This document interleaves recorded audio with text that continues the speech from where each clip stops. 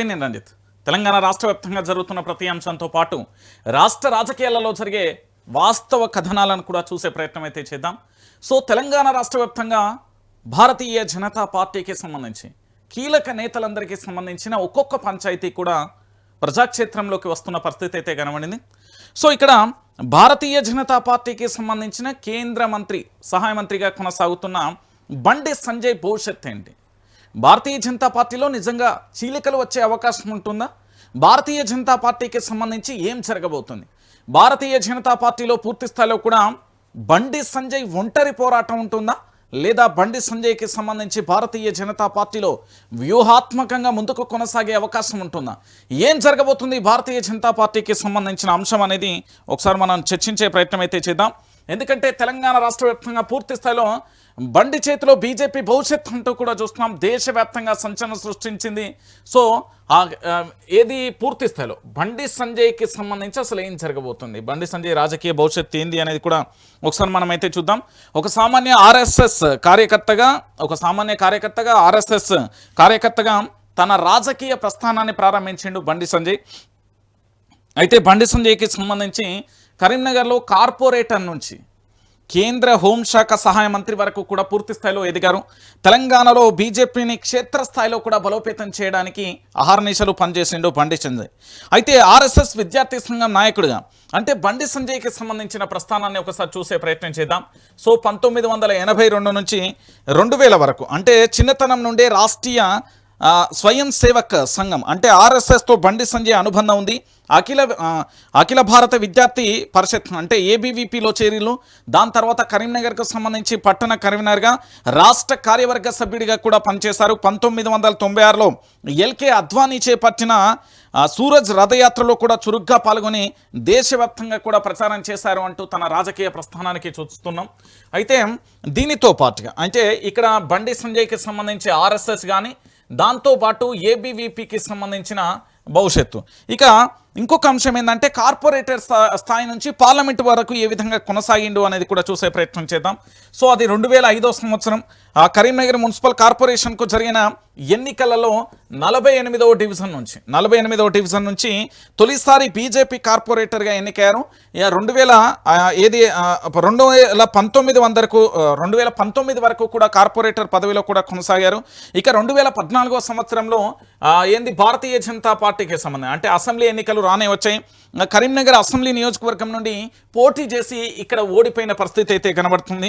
ఆ తర్వాత 2019 సంవత్సరం 17వ లోక్సభ అంటే కరీంనగర్లో లోక్సభ స్థానం నుంచి బీజేపీ ఎంపీ అభ్యర్థిగా తొలిసారి విజయం సాధించారు. తెలంగాణలో బీజేపీ చారిత్రాత్మకమైన విజయాలను అందించిన 4 ఎంపికలలో ఈయన ఒకరు అంటూ కూడా ప్రధానమైన అంశాన్ని చూస్తున్నాం. దాని తర్వాత అంటే ఇటు 2020 నుంచి 23 వరకు కూడా 2020 నుంచి 23 వరకు కూడా మార్చ్ 2020 బండి సంజయ్ తెలంగాణ రాష్ట్ర బీజేపీ అధ్యక్షుడిగా బాధ్యతలను చేపట్టారు. దూకుడుగా కూడా వ్యవహరిస్తూ ఫైర్ బ్రాండ్ నేతగా కూడా గుర్తింపు తెచ్చుకున్నారు. సో ఆయన సారథ్యంలో దుబ్బాక హుజురాబాద్కు సంబంధించి ఉప ఎన్నికలలో అలాగే గ్రేటర్ హైదరాబాద్ మున్సిపల్ కార్పొరేషన్ అంటే జిహెచ్ఎంసీకి సంబంధించి ఎన్నికలలో కూడా బీజేపీ అనూహ్యమైన విజయాలను సాధించి రాష్ట్రంలో ప్రధాన ప్రతిపక్షంగా ఎదిగింది. అయితే ప్రజా సంగ్రామ యాత్ర పేరుతో పాదయాత్రలు నిర్వహించి పార్టీని బలోపేతంగా తీసుకెళ్లారు ప్రజల్లోకి. అయితే జూలై 2023లో ఆయన స్థానంలో బీజేపీలో కిషన్ రెడ్డికి రాష్ట్ర అధ్యక్ష పదవిని నియమించారు. అయితే 2023లో పూర్తి స్థాయిలో కిషన్ రెడ్డికి అప్పయేస్తే 2023లోనే ఇటు బీజేపీ భారతీయ జనతా పార్టీకి సంబంధించి జాతీయ ప్రధాన కార్యదర్శిగా కూడా అధిష్టానం బండి సంజయ్ని నియమించింది. ఇక కేంద్ర మంత్రి పదవి అంటే 2024 నుంచి ప్రస్తుతం ఇప్పటి వరకు కరీంనగర్ లోక్సభ స్థానం నుండి వరుసగా రెండోసారి భారీ మెజార్టీతో 2,25,000 పైచిలుకు ఓట్లతో ఎంపీగా ఘన విజయం సాధించారు. కేంద్ర వర్గం అంటే ప్రధాని నరేంద్ర మోడీలోని నాయకత్వంలోని 3.0 ప్రభుత్వంలో జూన్ 9, 2024న కేంద్ర హోంశాఖ సహాయ మంత్రిగా కూడా ప్రమాణ స్వీకారం చేసిరు బండి సంజయ్. సో ఈ డేట్ ఒకసారి మనం గుర్తుపెట్టుకుందాం. జూన్కు సంబంధించి పూర్తి స్థాయిలో 9వ తేదీ 2024న కేంద్ర హోంశాఖ సహాయ శాఖ మంత్రిగా బండి సంజయ్ తన రాజకీయ ప్రస్థానాన్ని మొదలుపెట్టిన పరిస్థితి అయితే చూస్తున్నాం. సో బండి సంజయ్ భారతీయ జనతా పార్టీలో చాలా కీలకమైన నేత. ఎక్కడనో మూలగబడ్డ భారతీయ జనతా పార్టీని తీసుకొచ్చి ప్రజాక్షేత్రంలో నిలబెట్టిండు బండి సంజయ్. ప్రజా సంగ్రామ యాత్రతోని పూర్తి స్థాయిలో పాదయాత్రలు చేసినాడు బండి సంజయ్. దాంతోపాటుగా ఎక్కడో కార్పొరేటర్ స్థాయి నుంచి ఆర్ఎస్ఎస్, ఏబీవీపీ, దాంతోపాటుగా ఇటు 2005లో అంటే 1982, 2000 సంవత్సరంలోనేమో పూర్తి స్థాయిలో కూడా ఏబీవీపీ ఆర్ఎస్ఎస్ కార్యకర్తగా పనిచేసిండు. ఆ తర్వాత 2005లో కరీంనగర్కు సంబంధించి 48వ డివిజన్ నుంచి కార్పొరేటర్గా పోటీ చేసిండు, విజయం సాధించిండు. ఆ తర్వాత 2014లో ఆ కరీంనగర్ అసెంబ్లీ సీటు నుంచి పోటీ చేసి ఓటమి పాలైపోయిండు. ఇక 2019లో 17వ లోక్సభకు సంబంధించి ప్రధాని నరేంద్ర మోడీకి సంబంధించిన కేబినెట్లో కూడా బెర్తు సంపాదించుకున్నాడు 2024లో. సో ప్రస్తుతానికి కూడా కొనసాగుతున్న పరిస్థితి కనబడుతుంది. ఇది బండి సంజయ్కి సంబంధించిన ప్రధానమైన చర్చ.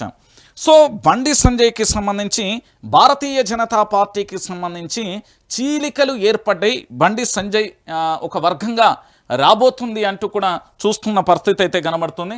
సో బండి సంజయ్కి సంబంధించి తన వ్యతిరేక వర్గానికి సంబంధించి అంటే కేంద్ర హోం సహాయ శాఖ మంత్రిగా రాజీనామా చేయమంటూ పక్కన పూర్తి స్థాయిలో కూడా ప్రజల నుంచి కానీ దాంతోపాటు నెటిజన్ల నుంచి కూడా వస్తున్న పరిస్థితి అయితే కనబడుతుంది. అయితే దీనికి సంబంధించి భారతీయ జనతా పార్టీకి సంబంధించి 2 గ్రూపులు ఉన్నాయి. ఒకటి ఇక్కడ ప్రధాని నరేంద్ర మోడీ గ్రూప్ ఒకటి ఉంది, బీజేపీకి సంబంధించిన గ్రూప్ ఉంది తప్ప 3వ వర్గం లేదని గతంలో కూడా చాలా సందర్భాలలో చెప్పిళ్ళు. అయితే భారతీయ జనతా పార్టీలో ఎవరైనా అది కార్యకర్త కానీ, జిల్లా నాయకుడు కానీ, రాష్ట్ర నాయకుడు కానీ, ఏదో సెంట్రల్ నాయకుడికి సంబంధించిన సొంత ఎజెండాలు అయితే ఈ పార్టీలో చెల్లాయి. సో ప్రత్యేక పార్టీ చీలిక లేదా ఏదైనా జరిగే అవకాశం ఉంటుందా అని కూడా చూస్తున్న ప్రయత్నం అయితే జరుగుతుంది. సో ఇక్కడ కూడా సేమ్ భారతీయ జనతా పార్టీకి సంబంధించి సీనియర్ నేతలు, పాత కొత్త నాయకులకు సంబంధించిన కూడా పంచాయతీ కొనసాగుతుంది. ఇటు నియోజకవర్గాలలో కూడా పోటీ, ఎందుకంటే చాలామంది కూడా ఏంది అంటే చాలా నియోజకవర్గాలలో భారతీయ జనతా పార్టీ కోసం పనిచేసిన వారు ఉన్నారు.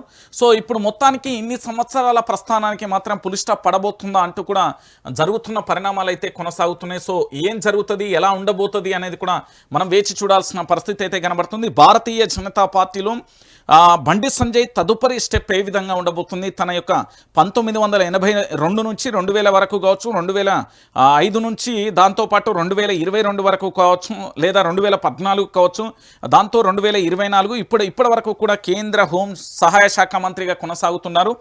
సో బండి సంజయ్ పూర్తి స్థాయిలో తన పోరాట అస్తిత్వాన్ని మారుస్తాడా, లేకపోతే రాజీనామా చేసి పూర్తి స్థాయిలో దూరంగా ఉంటాడా, ఏం జరగబోతుందనేది మనం వేచి చూద్దాం. సో బండికి సంబంధించిన ప్రస్థానం అయితే అది. సో బండి సంజయ్కి సంబంధించి ఇటు బీఆర్ఎస్ వర్కింగ్ ప్రెసిడెంట్ కేటీఆర్ తీవ్ర స్థాయిలో విమర్శలు అయితే చేశారు.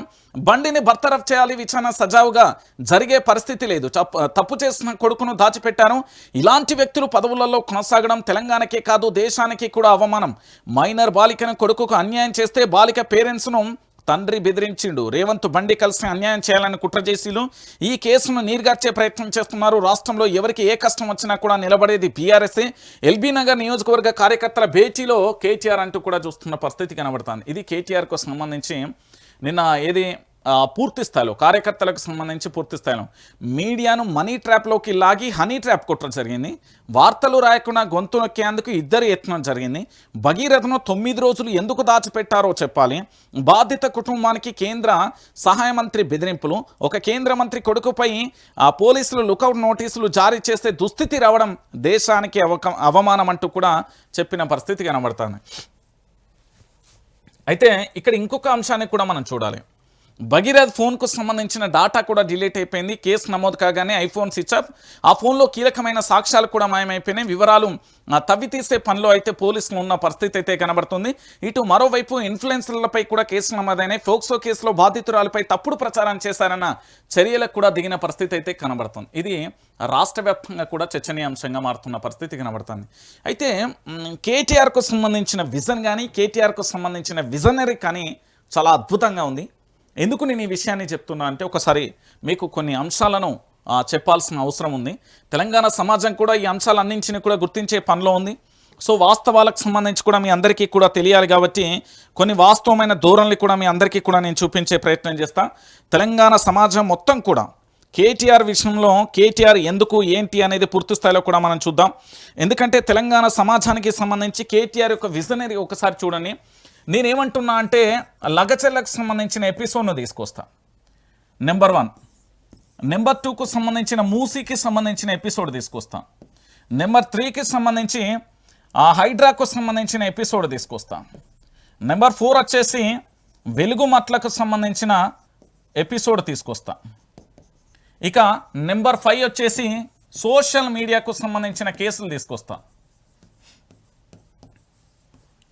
ఇక నెంబర్ 6 వచ్చేసి ఏంది అంటే తెలంగాణ రాష్ట్ర వ్యాప్తంగా కూడా రాష్ట్రంలో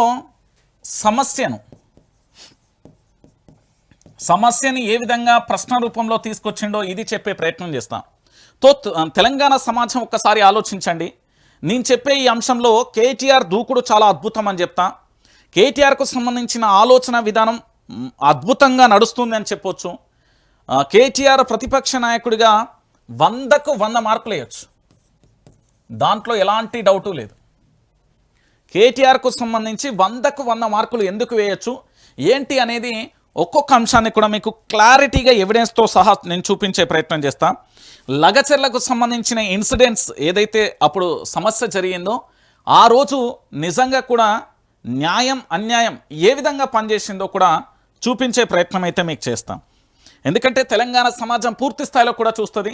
మొట్టమొదటిసారిగా బీఆర్ఎస్ భారత రాష్ట్ర సమితి BRS working president Kalvakuntla Taraka Ramarao సారథ్యంలో ఏ విధంగా పనిచేసిండు అనేది కూడా మనం చూసే ప్రయత్నం చేద్దాం. లగచెర్లకు సంబంధించిన ఇష్యూ పూర్తి స్థాయిలో ఫార్మా విలేజ్ పరిశ్రమల ఏర్పాటు కోసం భూసేకరణకు సంబంధించిన వివాదం జరిగింది. దాని చుట్టూ అనేక రకాల రాజకీయ అంశాలు వచ్చినాయి. ఇది నవంబర్ 2024లో జరిగింది.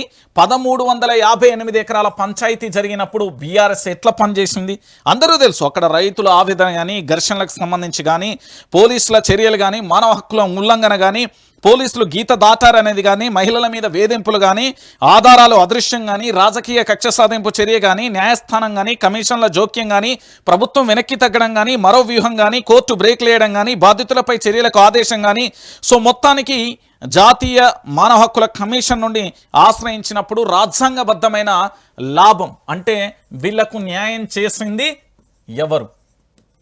బీఆర్ఎస్ భారత రాష్ట్ర సమితి పార్టీకి సంబంధించిన అధ్యక్షుడు కేటీఆర్ సారథ్యంలో మాత్రమే జరిగింది. ఇది మొదటి అంశం. దాంతోపాటు మూసీ సుందరీకరణ సంబంధించి బ్రేకులు ఏ విధంగా పడ్డాయి, దీంట్లో విపక్షం ఏ విధంగా సక్సెస్ అయింది అనేది కూడా మీకు క్లారిటీగా కూడా నేను చెప్పే ప్రయత్నం చేస్తా. ఎందుకంటే తెలంగాణ సమాజం మొత్తం చూడాలి. ఇక్కడ మూసీ సుందరీకరణ పేరుతోని పూర్తిగా కూడా మూసీ సుందరీకరణ పేరుతోని ప్రాజెక్టుకు బ్రేకులు పడడానికి ప్రధానంగా కూడా ఇటు బీఆర్ఎస్కు సంబంధించి కోర్టుకు వెళ్ళడం, కోర్టు సంచలనమైన తీర్పులు ఇచ్చింది. ఏంది అంటే ఇండ్లను కూల్చివేయడంపై బాధితులకు సంబంధించి తెలంగాణ హైకోర్టును ఆశ్రయించిళ్ళు. వాళ్ళకి ఏమని చెప్పిందంటే చట్ట ప్రకారం నోటీసులు ఇవ్వకుండా, పునరావాసం కల్పించకుండా ఇండ్లను కూల్చే వీలే లేదంటూ కూడా హైకోర్టు చెప్పడం. దాంతోపాటు ఇటు పూర్తిగా కూడా ఏంది కేంద్రం నిధుల కొరత కానీ, పర్యావరణ అనుమతులు కానీ, ప్రతిపక్షాలు అంటే విపక్షం ఏదో ఒక విధంగా సక్సెస్ అయ్యింది అని చెప్పొచ్చు. మూసీ నిద్ర క్షేత్రస్థాయి పోరాటాలు కావచ్చు, లీగల్ సేవల ద్వారా ఉచితంగా న్యాయ సలహా కావచ్చు, ఇటు బీఆర్ఎస్ పొలిటికల్ ఒత్తిడి కావచ్చు, ప్రభుత్వాన్ని డిఫెన్స్లో నెట్టేయడం కానీ. సో ఫైనల్గా జరిగింది ఏంటంటే లీగల్గా మూసీకి సంబంధించిన ఎపిసోడ్ను ఎక్కడికక్కడ అష్టదిగ్బంధనం చేసింది బీఆర్ఎస్. నేను మొత్తం ముగింపుకు వస్తాను, ఎందుకంటే అందరికీ తెలవాల్సిన విషయం కావచ్చు. ఇక దాంతోపాటు హైడ్రాకు సంబంధించి చెరువులు, నాలాలు ఆక్రమణ పేరుతో ఇళ్లను కూల్చివేస్తున్న హైడ్రా సంస్థ చట్టబద్ధత ఏంటి అని కోర్టు కూడా ప్రశ్నించడం, నిర్దేశిత చట్టం ప్రకారమైన డ్యూ ప్రాసెస్ ఆఫ్ లా పాటించకుండా సామాన్యులను ముట్టుకోవద్దని కోర్టు గట్టిగా కూడా హెచ్చరించిన పరిస్థితి కనబడింది. ఇది కేవలం రేవంత్ రెడ్డికి మాత్రమే లాభం జరిగే అది అంటూ కూడా చెప్పిన పరిస్థితి అయితే కనబడుతుంది. సో దాంట్లో కూడా బీఆర్ఎస్ సక్సెస్ఫుల్ అయిందని చెప్పవచ్చు. ఎందుకంటే హైడ్రాకు సంబంధించి ఎక్కడైతే ఇల్లు కూల్చబడిందో, ఏ పేదల ఇల్లు అయితే పొట్టగొట్టారో అక్కడికి ప్రతి క్షణం కూడా కేటీఆర్ వెళ్ళి వాళ్ళకు భరోసా కల్పించే ప్రయత్నం జరిగింది. ఆ తర్వాత వచ్చేసి వెలుగుమట్లకు సంబంధించిన పంచాయతీలో విపక్షం సక్సెస్ అవ్వడం, ఇక్కడ కూడా బీఆర్ఎస్ అద్భుతంగా పనిచేసింది అనుకోవచ్చు. నేను ఎందుకు ఇవన్నీ చెప్తున్నా అంటే లాస్ట్లో ట్విస్ట్ అదిరిపోతుంది. ఎందుకంటే దాదాపుగా 2024 ఫిబ్రవరిలో ఏంది అంటే 742 ఇళ్లను పూర్తిగా కూడా కూల్చివేశారు. దాదాపుగా 2000 మందికి పైగా పేదలు ఒకేసారి కూడా రోడ్డు మీద పడ్డారు. అయితే రాజకీయంగా దీన్ని జాతీయ స్థాయికి చేర్చిల్లు. ఏంది అంటే ఇక్కడ పూర్తి స్థాయిలో కూడా కేసీఆర్కు సంబంధించిన మద్దతు కానీ, ఇక్కడ రియల్ ఎస్టేట్ మాఫియాకు సంబంధించిన వివరాలు కానీ, దాంతోపాటు అదే స్థలంలో విపక్షాల పోరాటంతో అదే స్థలంలో ఇల్లు మంజూరు చేయడం కానీ, పట్టాల పంపిణీ చేయడం, దాదాపుగా 412 మందికి పట్టాలు పంపిణీ చేయడం కానీ, ఇంద్రమ్మ ఇల్లును ఏకంగా రాష్ట్రానికి సంబంధించిన డిప్యూటీ, అదేవిధంగా పొంగులేటి తుమ్మలకు సంబంధించిన ఎక్కడైతే ఇల్లు కూల్చేశారో అక్కడే కట్టించే ప్రోగ్రామ్ను సక్సెస్ఫుల్ చేసిన పరిస్థితి కనబడుతుంది. ఇక తెలంగాణలో బీఆర్ఎస్కు సంబంధించి లేదా యూట్యూబ్కు సంబంధించి, ట్విట్టర్కు సంబంధించి, ఫేస్బుక్కు సంబంధించిన ఆ సోషల్ మీడియా కేసులకు సంబంధించిన లీస్ట్ ఒకసారి చెప్పే ప్రయత్నం అయితే చేద్దాం. ఎందుకంటే తెలంగాణ రాష్ట్ర వ్యాప్తంగా ఇక్కడ కూడా విపక్షం బీఆర్ఎస్ సక్సెస్ఫుల్ అయిపోయిందని చెప్పొచ్చు. ప్రభుత్వాన్ని ఏంది అంటే ఇది మన గ్రామీణ ప్రాంతాలలో ఎడ్లనో బర్రలనో తీసుకుపోయి గొలుసు కట్టి ఎట్లయితే కట్టేస్తామో అట్లా ప్రభుత్వాన్ని వెలుగుమట్లలో కట్టేసి ఆ కూల్చిన చోటనే పూర్తి స్థాయిలో ఇండ్లను ఇచ్చిన పరిస్థితి అయితే కనబడుతుంది. సో దానికి సంబంధించి తెలంగాణ రాష్ట్ర వ్యాప్తంగా కూడా ఇప్పటి వరకు సోషల్ మీడియాలో అనేకమైన కేసులైన దానికి సంబంధించిన లీస్ట్ వివరాలను ఒకసారి చూద్దాం.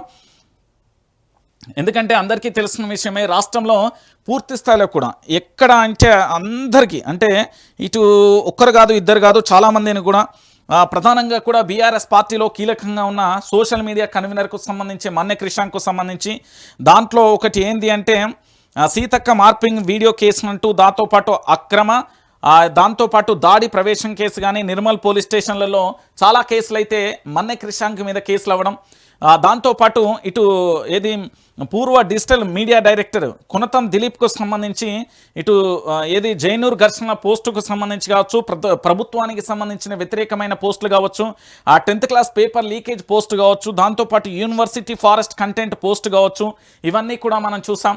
దాంతోపాటు నల్లబాలు అలియాస్ దుర్గం శశిధర్ గౌడ్కు సంబంధించి ఏది కమిషన్ల ఆరోపణల పోస్టు కావచ్చు, న్యాయస్థానం ఊరట ఇచ్చిన పరిస్థితి అయితే చూసాం.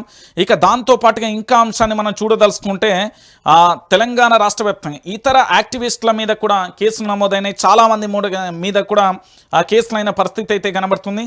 అయితే ఇక్కడ పూర్తి స్థాయిలో కూడా లీగల్ సెల్కు సంబంధించి అద్భుతంగా పనిచేసింది. ఈ లీగల్ సెల్కు సంబంధించి చాలామంది ఉన్నారు, వాళ్ళందరూ కూడా చాలా కష్టపడి బీఆర్ఎస్కు సంబంధించి ఎవరెవరి మీద అయితే కేసులు అవుతున్నాయో, ఎవరెవరైతే అరెస్టు చేస్తున్నారో వాళ్ళకి సంబంధించి ఉచిత న్యాయ సహాయం అందించడంలో ఇక్కడ బీఆర్ఎస్ సక్సెస్ అయింది అనుకోవచ్చు. ఎందుకంటే ఉచిత న్యాయ సహాయం ఏదైతే ఉందో ఈ సహాయానికి సంబంధించి పూర్తి స్థాయిలో కూడా రాష్ట్ర వ్యాప్తంగా కూడా రచ్చరచ్చగా మారిపోయిన పరిస్థితి అయితే కనబడుతుంది. సో ఇందులో కూడా సక్సెస్ అయింది. ఇక ఆ కేటీఆర్కు సంబంధించి ఏ ప్రశ్నను స్పందించినా కానీ, ఏ విషయాన్ని అంటే విపక్ష బీఆర్ఎస్ పార్టీకి సంబంధించి హరీష్ రావు ఏదైనా ప్రశ్నిస్తే కాళేశ్వరం ప్రాజెక్టు, కేసీఆర్ ప్రశ్నిస్తే కాళేశ్వరం ప్రాజెక్టు, కేటీఆర్ ఏదైనా విషయానికి సంబంధించి పూర్తి స్థాయిలో పోరాటం చేస్తే ఫార్ములా ఈ కేసుకు సంబంధించి. అంటే నేను ఇన్ని అంశాలను ఎందుకు తీసుకొచ్చినా అంటే ఈరోజు బండి సాయి భగీరథకు సంబంధించి అరెస్టు చేపించడం, దాంట్లో సక్సెస్ఫుల్ అయింది తెలంగాణ సమాజం, బీఆర్ఎస్ పార్టీ అద్భుతమైన పోరాటం. అది ఈ నాయకుడి సారథ్యంలోనే జరిగింది. ఎందుకంటే కేటీఆర్కు సంబంధించి పూర్తిగా కూడా ఒక బీజేపీ నేత అధికారంలో ఉన్నంత మాత్రాన పూర్తి స్థాయిలో కూడా వాళ్ళ కుమారుడికి సంబంధం అంటే బండి సాయి భగీరథకు సంబంధించి 9 రోజుల పాటు పోలీసులు అరెస్టు చేయలేదు అంటే ఇక్కడ పోలీసుల వైఫల్యం ఎంత ఘోరంగా ఉందో కూడా మీరు ఒకసారి చూడొచ్చు. ఎందుకంటే తెలంగాణ సమాజం మళ్ళీ ఆలోచించాల్సిన విషయం, మిమ్మల్ని ఆలోచనలో పడవేయడం నా తత్వం కాదు, మీరు ఆలోచన నుంచి బయటికి రండి, రియాలిటీ తెలుసుకోండి. తెలంగాణ సమాజంలో ఇప్పటి వరకు ఇలా ఏ కేసుకు సంబంధించి కూడా ఈ విధంగా కాలే. సో ఈ ఒక్క కేసు మాత్రమే అయిన పరిస్థితి అయితే కనబడుతుంది.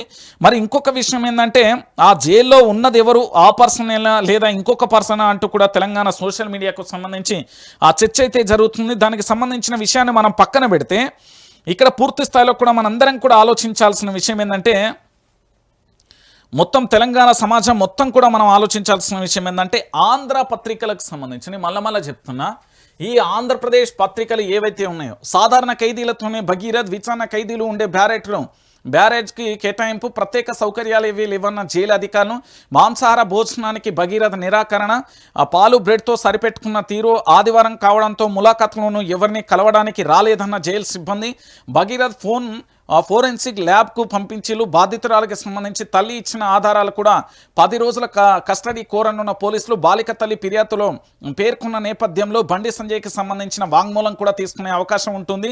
ఇటు పూర్తి స్థాయిలో కూడా బండి సంజయ్ని బర్తరఫ్ చేయాలి, కేంద్ర మంత్రి పదవి నుంచి కూడా తొలగించాలి, నిష్పక్షంగా ఫోక్సో కేసును నీరుగార్చేందుకే సీఎం కుట్ర అంటూ కూడా ఇక్కడ జరిగింది. సో ఈ ఆంధ్రప్రదేశ్ పత్రికలకు సంబంధించి ఏంది అంటే వాళ్ళ బ్రేకింగ్లు మామూలుగా లేవండి.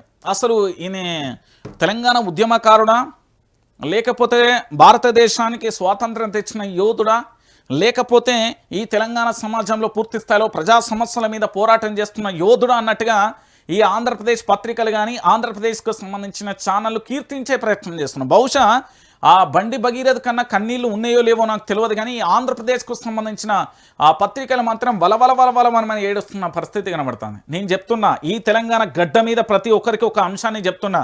ఇది వైఆర్టీవీ వేదికగా నేను చాలా స్పష్టంగా చెప్తున్నా. హెచ్చరికనే అనుకోర్రి, కబడ్దారా అనుకోర్రి, లేకపోతే ఇంకేదన్నా అనుకోర్రి. ఫస్ట్ తెలంగాణ సమాజంలో ఉన్న ప్రతి ఒక్కరు కూడా శాటిలైట్ పెట్టే ఆలోచనలు పెట్టుకోరి. ఆంధ్రప్రదేశ్కు సంబంధించిన ఛానళ్ళే ఉన్నాయి. ఏబిఎన్ ఆంధ్రోలదే, టీ5 ఆంధ్రోలదే, టీవీ9 ఆలేదే, మొత్తం ఆంధ్రోల ఛానళ్ళే ఉన్నాయి. మీరు మహాన్యూస్ ఆంధ్రోలది ఏ ఛానల్కు పోరి. మనకు ఒక ట్యూ న్యూస్ V6 ఉన్నది. ఇక V6 అంటే మన వివేక్ కాక ఎక్కడ అధికారంలో ఉంటే వాళ్ళకే భజన పడతాడు, అందరికీ తెలిసిన విషయం. ఇక ట్యూ న్యూస్ అంటే తెలంగాణ ప్రాంత పక్షాన ఉద్యమ ఛానల్. దాంతోపాటు ఇప్పుడు ప్రస్తుతం ఎప్పుడు కూడా విపక్షంగా ఉంటుంది కాబట్టి ఇంకా కూడా ఛానళ్ళు రావాల్సిన అవసరం ఉంది. తెలంగాణ సమాజాన్ని మేల్కొల్పాల్సిన అవసరం ఉంది. నేను మళ్ళీ చెప్తున్నా, ఆంధ్ర ఛానల్ను కట్టడి చేయాలంటే తెలంగాణలో ఛానళ్ళ అవసరం చాలా ఉంది. ఇక్కడ ఉండే ఏంది రియల్ ఎస్టేట్ వ్యాపారులు కానీ, పారిశ్రామికవేత్తలు కానీ, దాంతోపాటు ధనవంతుల కోటగిరికి అంటే కేటరీ వాళ్ళ ఏదైతే కోటరీ ఉంటుందో లేదా కేటగిరీ ఉంటుందో వాళ్ళకి సంబంధించిన అంశాలకు సంబంధించి ఎవరెవరైతే ఉన్నారో శాటిలైట్ ఛానల్ అనేది చాలా అవసరం ఈ తెలంగాణ సమాజానికి. నేను మళ్ళీ చెప్తున్నా, ఊకి ఆంధ్రోల పేపరు, ఆంధ్రోల ఛానల్ అంటే వాళ్ళు పెట్టుకున్నారు భయ్. అప్పుడున్న పరిస్థితులలో రాజకీయ వ్యవస్థ వాళ్ళకి అండదండలు ఇచ్చింది, పెంచి పోషించింది, ఇప్పటికీ పెంచి పోషిస్తున్నాయి. కానీ తెలంగాణలో దుర్మార్గం ఏంటంటే, ఒక వ్యక్తి ఎదుగుతుందంటే కింద పాయింట్ పెట్టి లాగుడో, లాగు పెట్టి లాగుడో, పైన అంగిప్పుడో లేకపోతే బనీనిప్పుడో ఇదే కార్యక్రమాలు జరుగుతున్నాయి తప్ప అట్లేదు. అదే ఆంధ్రప్రదేశ్కు సంబంధించిన ఛానల్ పాయింట్ అయితే ఇంకా కాస్ట్లీ పాయింట్లు కొనొచ్చుడు, కాస్ట్లీ డ్రెస్సులు కొనొచ్చును, వాళ్ళని అద్భుతంగా కూడా పెంచి పోషిస్తున్నారు. కానీ ఇక్కడ తెలంగాణలో మాత్రం అలాంటి పరిస్థితి లేదు.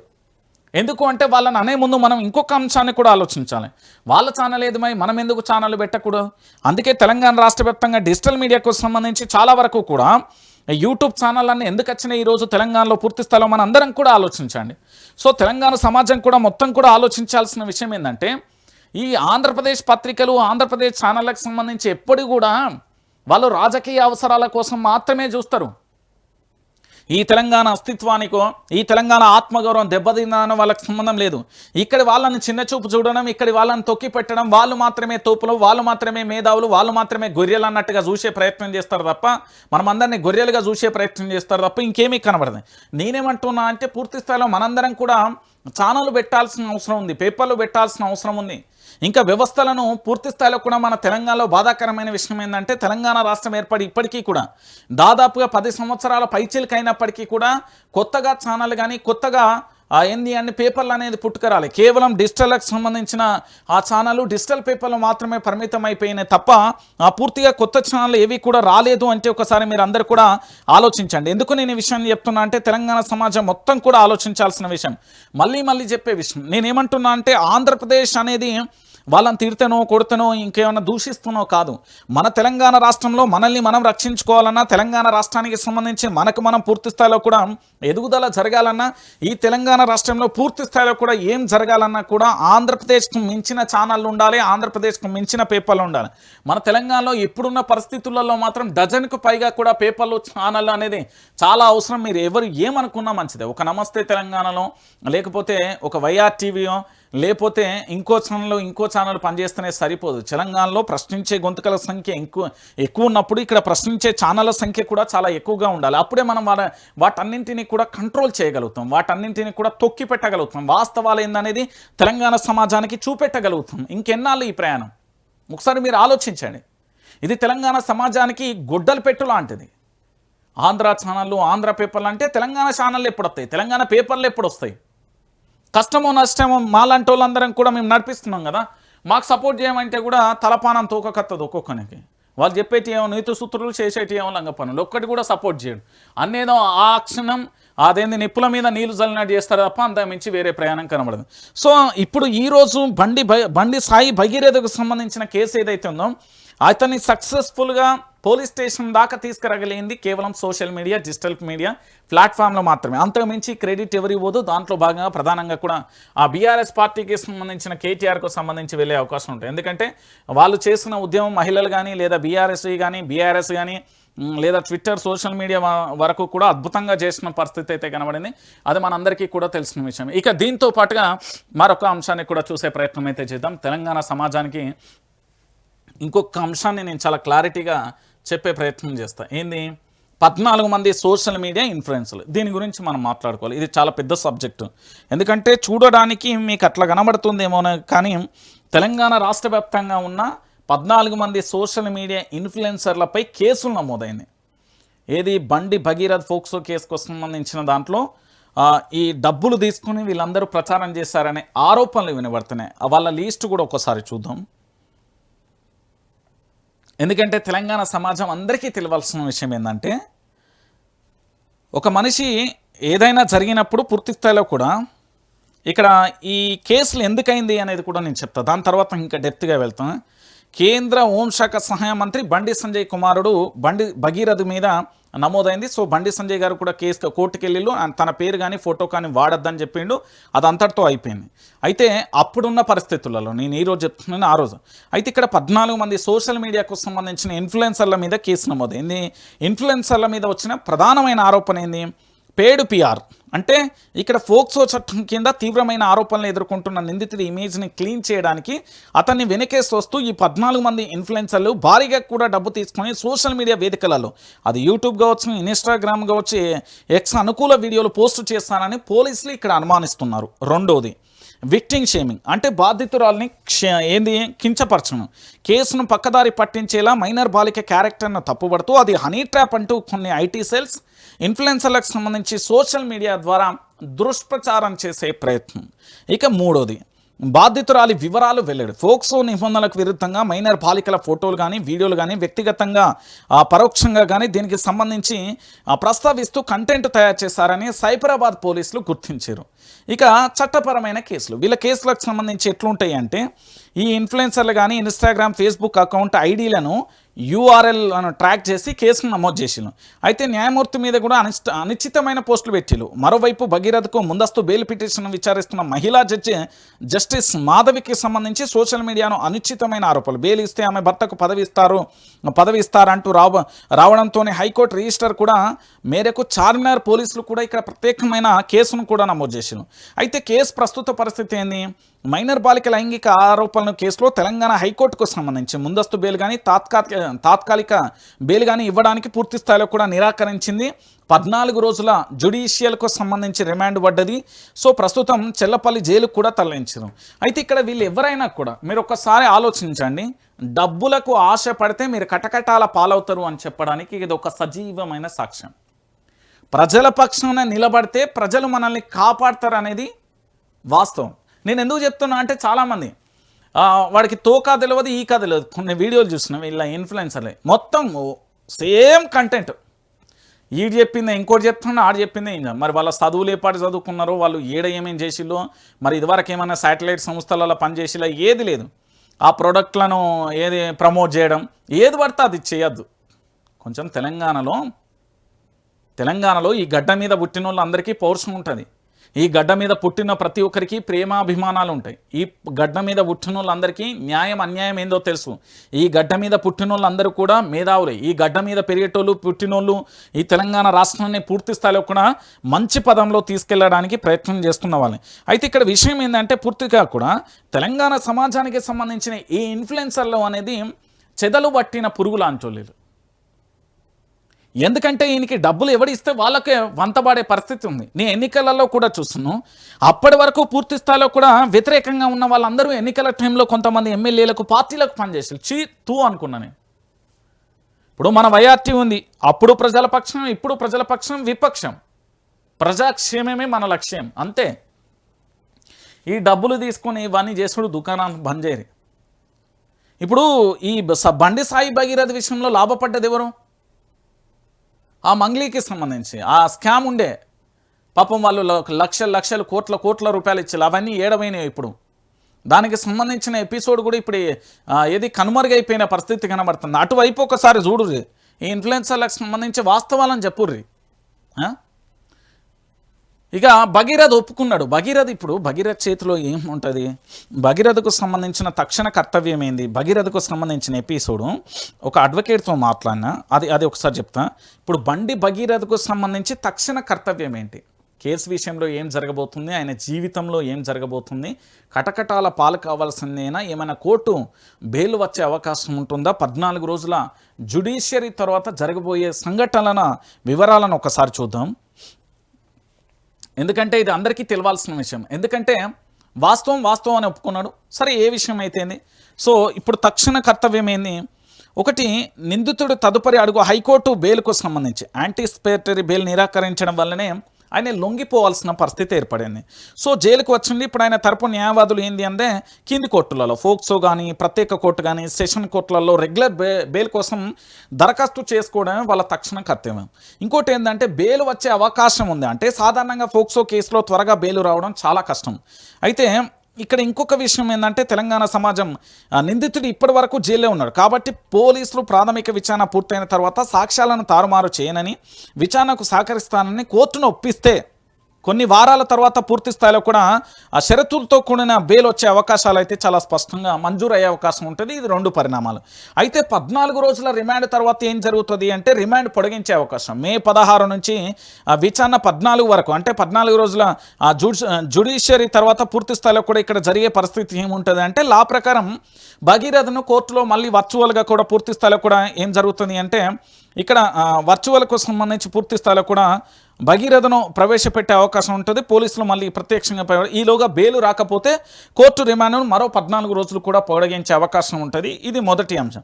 అయితే పోలీసుల కస్టడీ ఏంటంటే కేసు దర్యాప్తు కోసం మరిన్ని సాక్ష్యాలను సేకరించడానికి ఆ పోలీసులు భగీరథను కొన్ని రోజుల పాటు తమ కస్టడీలోకి తీసుకుని కోర్టును కోరే అవకాశం పోలీసుల వర్షం ఉండే అవకాశం ఉంటుంది. అయితే భవిష్యత్తు ప్రస్థానం మరి కేసుకు సంబంధించి విచారణ ఎట్లుంటుందంటే షార్ట్ షీట్కు సంబంధించి, అంటే పోలీసులు బాధితురాలి స్టేట్మెంట్, అంటే సెక్షన్ 164 కింద మెజిస్ట్రేటివ్ ముందు రికార్డ్ చేసిన స్టేట్మెంట్ కానీ, ఇటు మెడికల్ రిపోర్ట్లు కానీ, లేదా సోషల్ మీడియా ఆధారాలను సేకరించి దాదాపుగా 60 రోజుల నుంచి 90 రోజులుగా కోర్టులో ఏంది అంటే షార్ట్ షీట్, అంటే దోషికి సంబంధించిన ఆరోపణకు సంబంధించిన ప్రధానమైన పత్రాలు ఏవైతే ఉంటాయో వాటన్నింటిని కూడా దాఖలు చేస్తాం.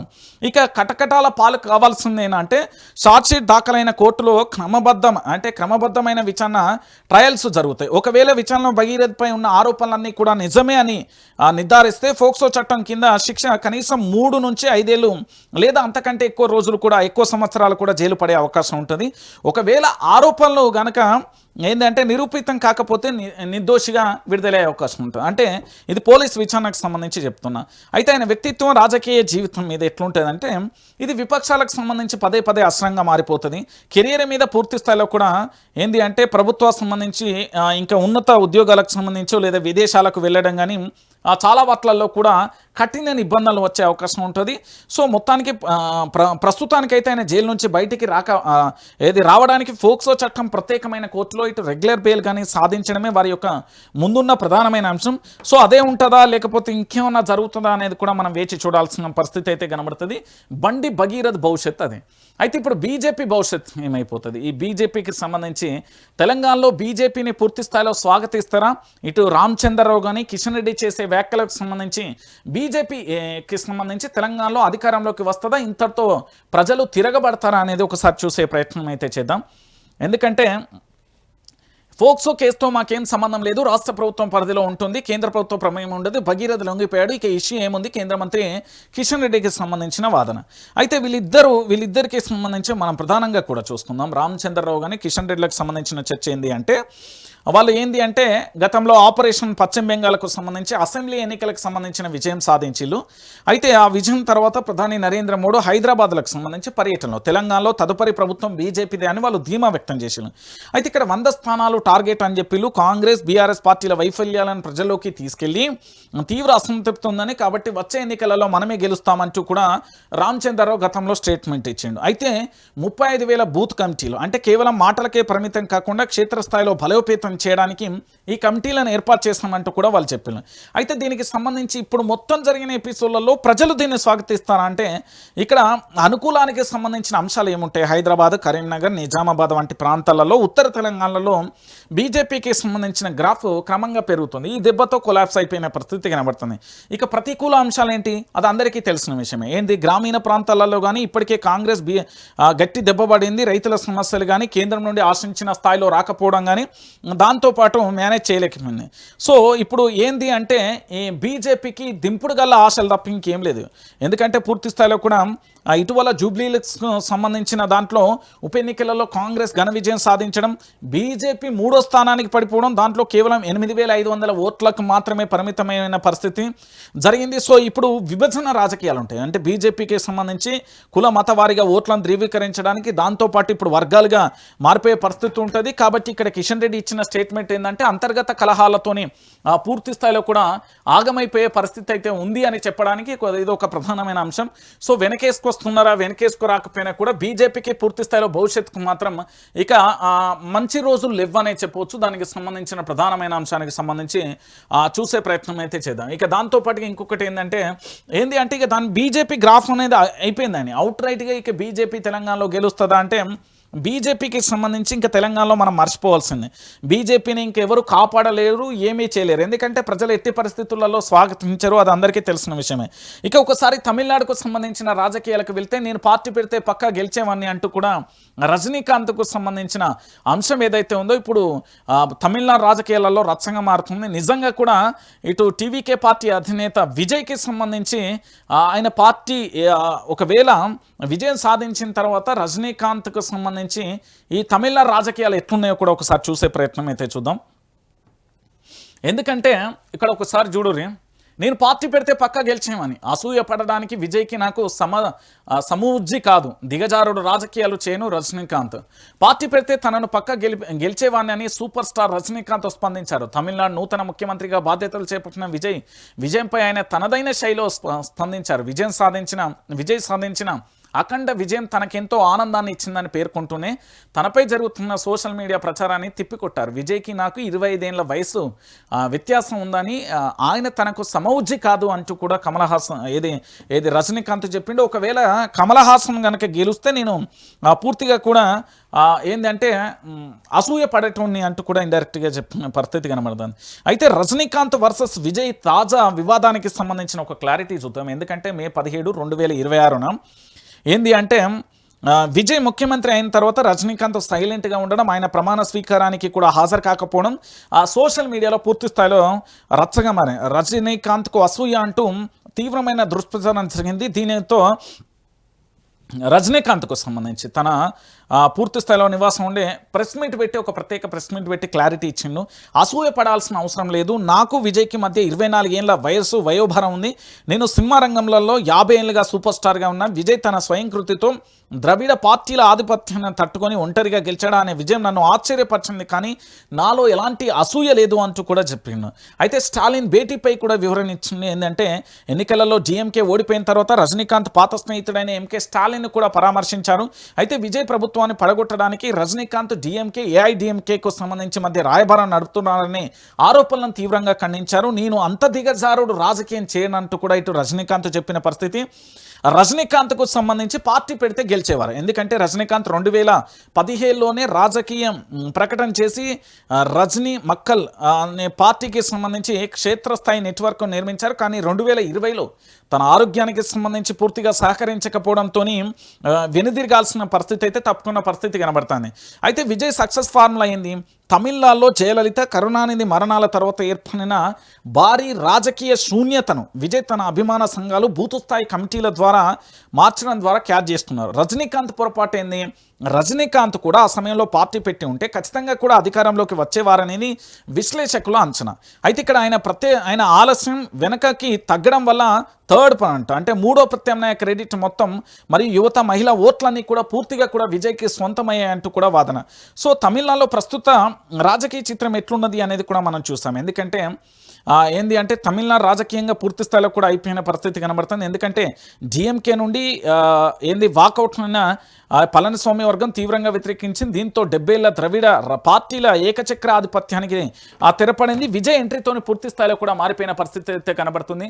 సో విజయ్కి సంబంధించి పూర్తిగా నేను పార్టీ పెడితే ఖచ్చితంగా గెలిచేవాడిని అంటూ కూడా చెప్పిన పరిస్థితి. అయితే రాజకీయ విశ్లేషకులు సాధ్యమే కావచ్చు, కానీ జయలలిత కరోనా అనేది మరణం తర్వాత ఆ స్పేస్ను భర్తీ చేసే లీడర్ లేకపోవడం పూర్తి స్థాయిలో ఇబ్బందికరంగా మారిపోయిందనే చెప్పొచ్చు. దాంట్లో భాగంగా విజయ్ సక్సెస్ అయ్యింది, కమల్ హాసన్ అంత సక్సెస్ కాలేకపోయేవాడు. సో అంత ఎందుకంటే సూపర్ స్టార్కు సంబంధించిన ఇమేజ్ ఉండొచ్చు, కానీ ఎంబటే వచ్చిన తర్వాత దాని గ్యాప్ ఏదైతే ఉందో ఆ గ్యాప్కు సంబంధించి పూర్తి స్థాయిలో మైనస్గా మారిపోయిన పరిస్థితి అయితే కనబడుతుంది. ఇక రాష్ట్ర వ్యాప్తంగా జరిగిన చర్చలలో మరొక అంశానికి సంబంధించి కూడా చూసుకుందాం. అక్టోబర్ తర్వాత ఎన్నికలు జెడ్పీటీసీ ఎంపీటీసీలకు సంబంధించిన ఎలక్షన్స్ హైదరాబాద్ సహా పలు మున్సిపాలిటీలకు సైతం అంటూ కూడా చూస్తున్న పరిస్థితి అయితే కనబడుతుంది. సో రాష్ట్రంలో జూన్ 25 నుంచి 24 వరకు ఇంటింటికి తిరుగుతూ బూత్ లెవెల్ ఆఫీసర్లు SIRO కోసం అంటే పూర్తి స్థాయిలో ఫామ్స్ను అందించనున్న తర్వాత ముసాయిదా కమిటీ అభ్యర్థింతరాల స్వీకరణ నోటీసులు అందించడం, చివరిగా అక్టోబర్ 1న తుది ఓటర్ల జాబితాను కూడా ప్రకటించే అవకాశం ఉంది.